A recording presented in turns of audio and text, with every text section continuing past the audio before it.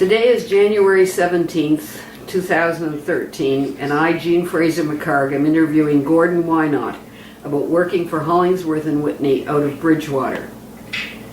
Gordon, where were you born and when?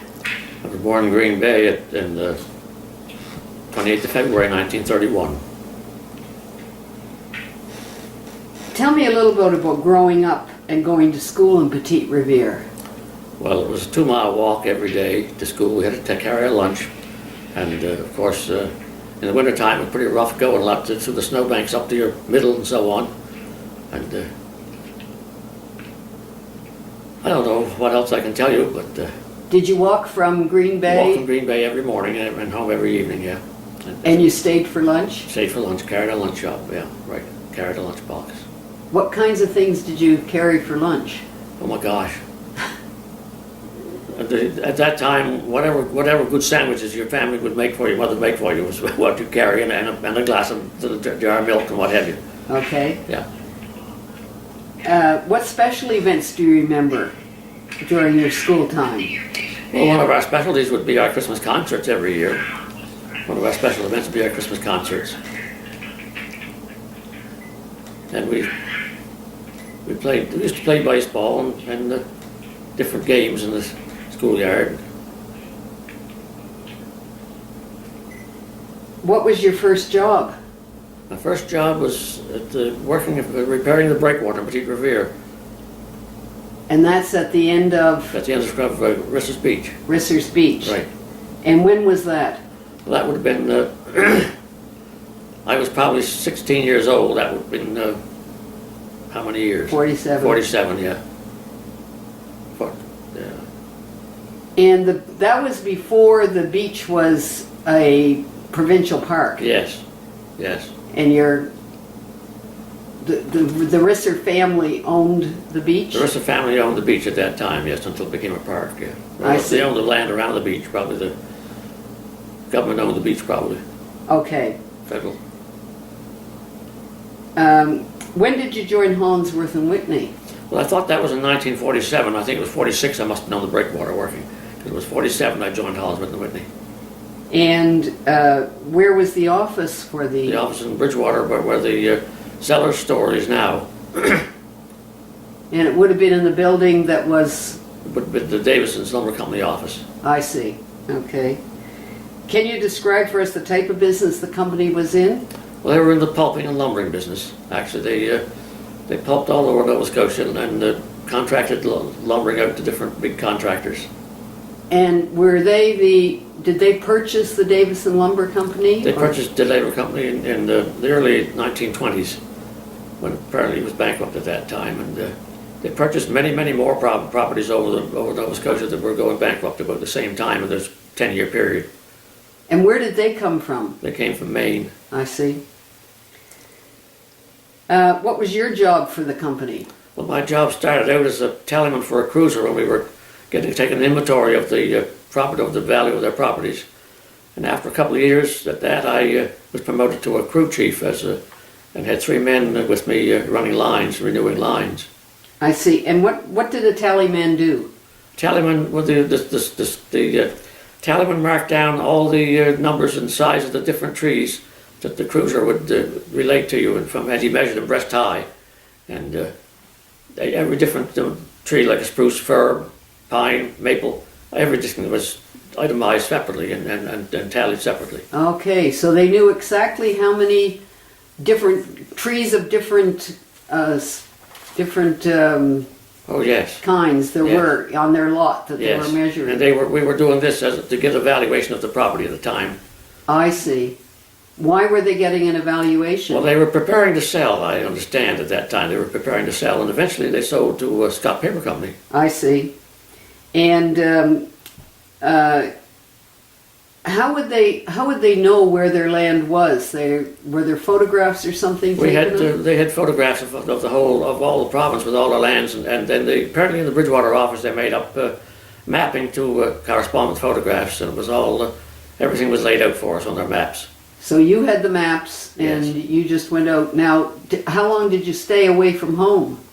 We were usually about 5 to 6 months on the job in the summertime. Really? Yes. And how many places might you move to in that time? Oh, not too many places in 1 year, maybe a couple places in a year, I see. in a season. And how many people would be on a team or on a? There was 15 of us in our camp, as a cruising, we only was each 2 people together cruising, a cruiser and a tallyman. And then the line renewing lines, there was 4 of us. I had 2 choppers and a painter and myself. I see. Okay. And what was life like in the camp? Well, it was humble. We didn't have much to do other than play cards in the evening, and we lived in individual tents. We had a big settlement of tents, and we had a cook tent, and of course our cook made us lots of good meals and packed a lunch for us to take every day with us to the woods. And So how many hours would you work? What time would you get up in the morning? we worked about 8-hour days probably. I see. Yes. Okay. We were dropped off at different points with the vehicle to where we would go to work and picked up there in the evening. I see. When did you get paid? We got paid every week. I see. And how long was Hollingsworth and Whitney in Bridgewater? Well, I'm not sure. They came in the early 20s, and they were probably left in the early to mid 50s. I see. They sold out to Scott Paper. And who were the principals in the company that you remember? Well, Don Ellis was the Woodlands manager, and Reg Lomas was his assistant, and there was 3 engineers, three college graduates from the University of Brunswick, Jack Johnson and Ivan Miller and Vincent Clark was our supervisors on the job. Now, did they go out on the jobs with you, or did they stay in the office all the time? Sometimes they were out, and then most of the time they were in the office. When did you leave the company? In 1951. My work was all finished. We all got laid off. So you had been surveying all over the province at that time? No, Nova Scotia and New Brunswick. Oh, and where in New Brunswick were you? In Albert and the Kings counties. I see. So was that the end of Hollingsworth and Whitney in Bridgewater then? Well, when they sold to Scott, whatever year that might have been, I think it was maybe the mid-50s when they sold to Scott. That was the end of Hollingsworth and Bridgewater, yes. And Scott set up where? In Abercrombie. They set the paper mill up in Abercrombie, the pulp mill, and their head office was at Truro. And they would have collected the wood that had been catalogued all around the province to take to Abercrombie? Would it have been trucked? A lot of it would have been taken there. I would think the pulpwood would have been taken there. I see.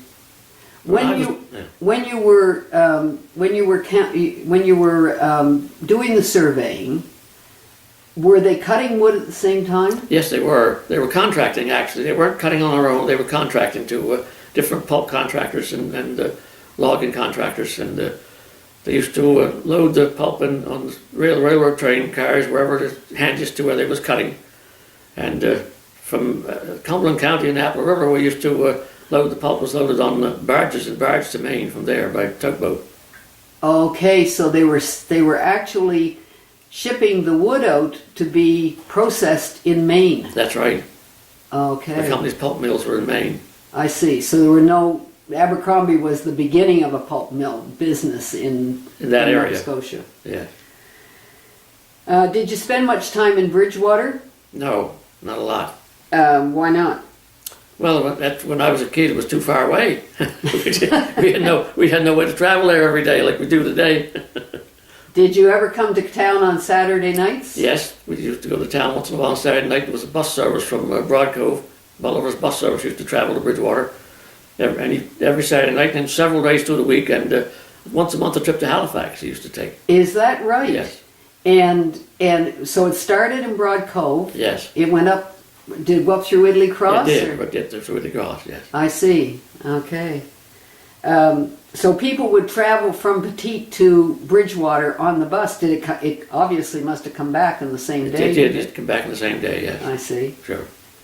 And what about the tourists in Petite Riviere? How did they travel around? Well, actually, how did they get from Bridgewater? They got from Bridgewater. They come by train to Ridley Cross from over the province or out of province. And be picked up at Italy Cross and delivered to the Arnberg House or wherever they were going to be staying in Green Bay. Okay. And how long did that go on? Well, it went on until probably in the 60s, early 60s. Is that right? When was the Italy Cross Road paved? I'm not sure when the Cross Road was paved. Was it paved before the road down from LaHave down to Petite? I don't think so. I think the LaHave Road from LaHave was paved before the one near the Cross was. I'm sure it was. The Cross Road was, the LaHave Road was paved in about the 50. early 50s. Yeah. Yes, early 50s.